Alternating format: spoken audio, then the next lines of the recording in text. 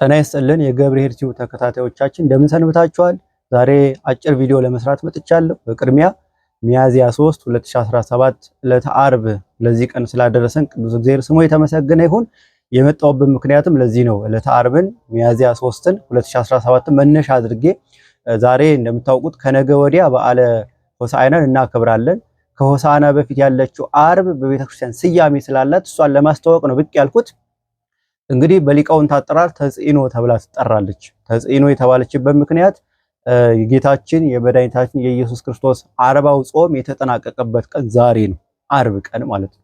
40 ቀን 40 ሌሊት ጾመ ብለን መጽሐፍ ቅዱስ መነሻ አድርገን እንደምናስተምረው ዛሬ ጾሙ ተጠናቋል ማለት ነው። ሁለተኛ ከዘወረደ ጀምሮ እስከ ዛሬ ድረስ የቤተክርስቲያን ሊቃውንት የቅዱስ ያሬድን ጾመ ድጓ ልብን በሚመስጥ በመቋሚያ ያሬዳዊ በሆነ ዝማሬ በዜማ እግዚአብሔርን ሲያመሰግኑ ከርቧል።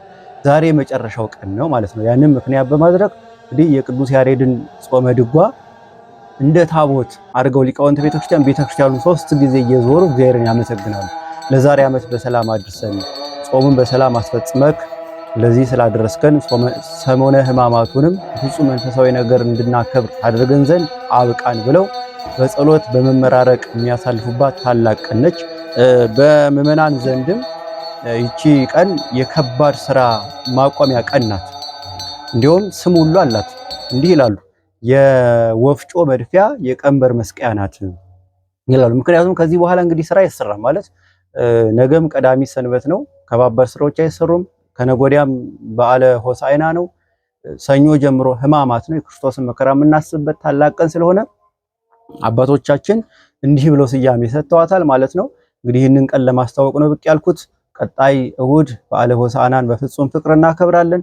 ሰኞ ጀምሮ እስከ ዓርብ ያለውንም የክርስቶስን ሕማማቱን እያሰብን በስግደት እናሳልፋለን ማለት ነው።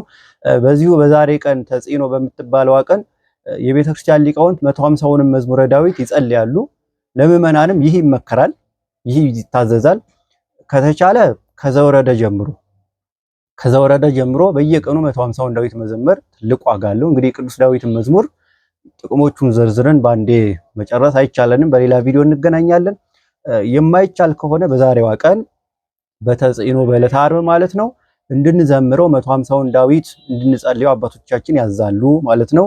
እንግዲህ በዓሉን በሰላም ደርሰን ሕማማቱን አክብረን ሆሳዕናን አክብረን በዓለ ትንሣኤውን በፍጹም ፍቅር እንድናከብር ቅዱስ እግዚአብሔር ይፍቀድልን።